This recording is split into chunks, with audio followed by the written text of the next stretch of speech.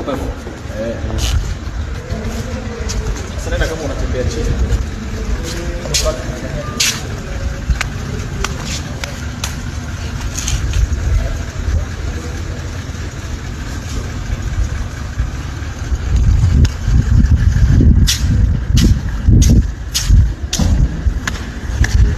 Habari zenu vijana.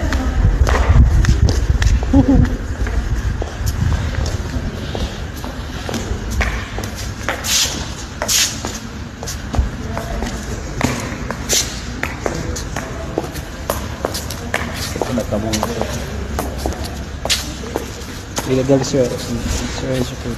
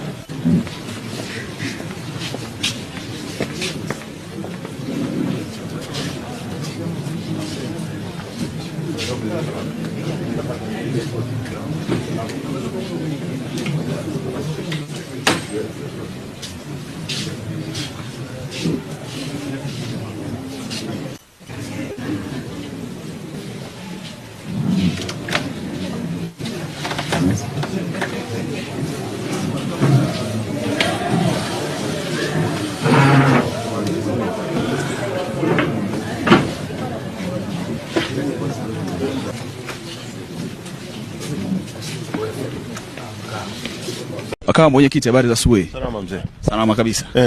Nini hasa kilichofanya pengine muombe marejeo ya kesi hii? Kwa sababu kuna mambo mengi hayajaenda sawa.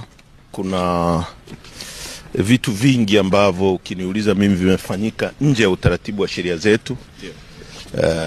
Tutazungumza baada ya kuwa tumemaliza presentation hiyo leo.